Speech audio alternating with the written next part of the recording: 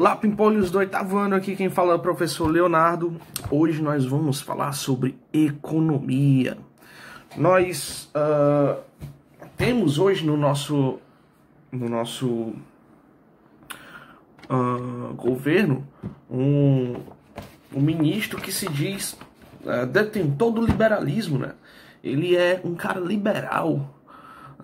Provavelmente em algum momento vocês já ouviram essa frase, né? Eu sou liberal, eu sou do liberalismo. E o que significa liberalismo? Hoje nós vamos entender isso, chamado liberalismo econômico, que surge junto com o que a gente viu na aula passada, com a questão do iluminismo.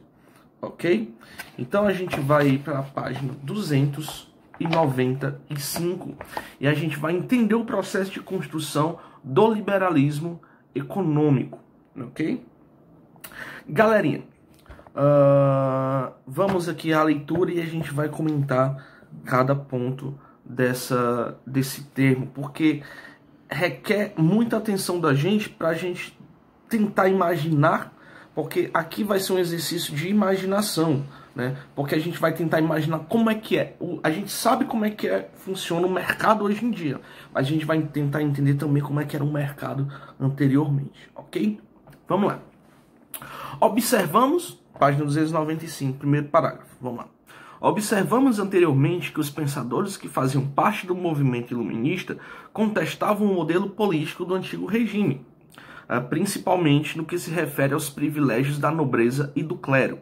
Nesse contexto, surgiram também críticas ao modelo econômico adotado pelos governos absolutistas, que era baseado na intervenção direta do Estado na economia. Ou seja, primeira crítica que os iluministas e aí o liberalismo vai trazer para ele. A crítica que o Estado controla toda a economia. O Estado não pode controlar toda a economia e a gente vai ver por quê. O liberalismo nasceu da crítica dos autores clássicos acerca de práticas mercantilistas e do intervencionismo estatal na economia, ou seja, a intervenção do Estado na economia.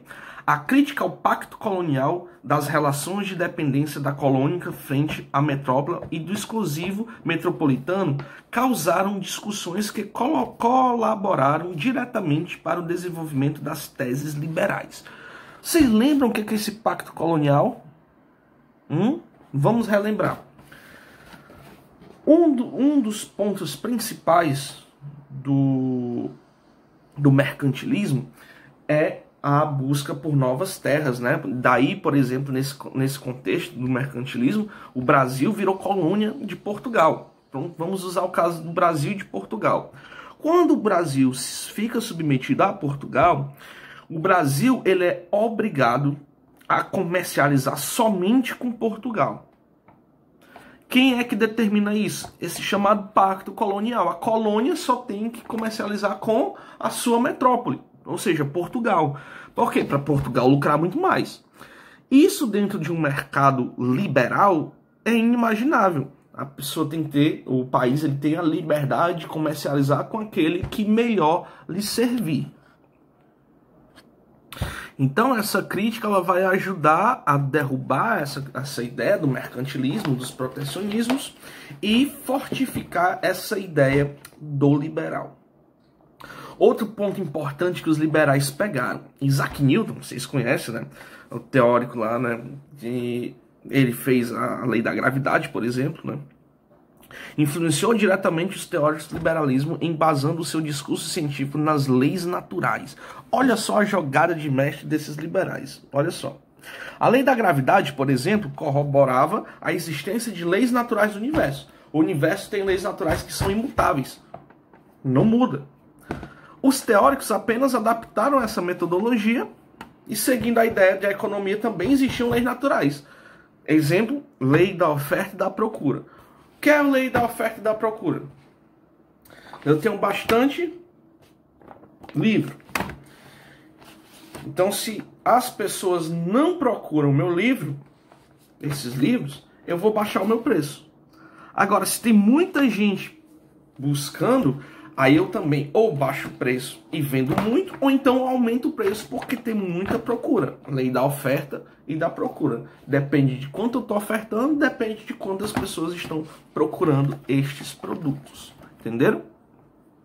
Para os teóricos da economia, nada pode ser feito pelo governo para evitar ou controlar o funcionamento das leis naturais da economia. Por isso que eles eram contra a participação aí do governo. Por isso não cabia ao governo intervir, visto que as próprias leis econômicas se encarregariam de regular a economia. Como é que é isso, professor? É uma ideia de que o próprio mercado regula-se por conta das demandas. Isso, utopicamente, poderia funcionar, mas a realidade a gente vê que não é isso que acontece, certo? Essa afirmativa serviu como justificativa para o combate ao intervencionismo econômico, já que o mesmo se apresentava como danoso para o funcionamento das instituições financeiras e para consequente desenvolvimento do próprio Estado e da própria sociedade como um todo. Né? O liberalismo surgiu no século XVIII como uma doutrina político-econômica. Isso porque servia tanto como preceito político no combate aos exageros do Estado perante a sociedade, quanto como preceito econômico na defesa da liberdade do mercado e não intervencionismo do Estado na economia. Hoje, nós temos sim um Estado forte que intervém na economia. Por quê? Porque, na verdade, o Estado cria mecanismos regulatórios. Ele dá as regras do jogo para a economia, porque na nossa realidade o que há se não houvesse essas intervenções estatais, o que haveria era uma exploração muito grande por parte do próprio mercado da população, infelizmente, né? Os liberais sempre defenderam a tese de que a economia deveria seguir o seu curso natural, sem intervenção do Estado.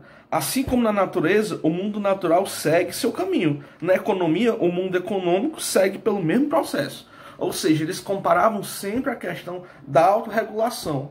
Por exemplo, como é que a natureza... existe a cadeia alimentar. O que é a cadeia alimentar? É uma autorregulação da própria natureza. Existe a caça e o caçador. E tem que haver o caçador, porque senão a caça ela se prolifera e toma conta, né? Então é como se fosse um regulador também da natureza, e o próprio mercado também faria isso teoricamente, ok? Passamos aqui para o outro lado.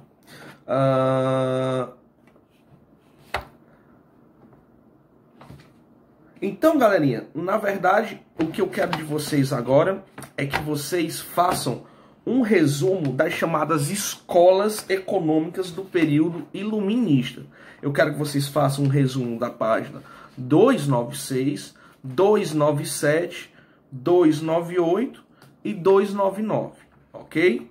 Até a página 299. E também façam a atividade da página 300 até a página 302, ok? Grande abraço para vocês, até a próxima. Fui!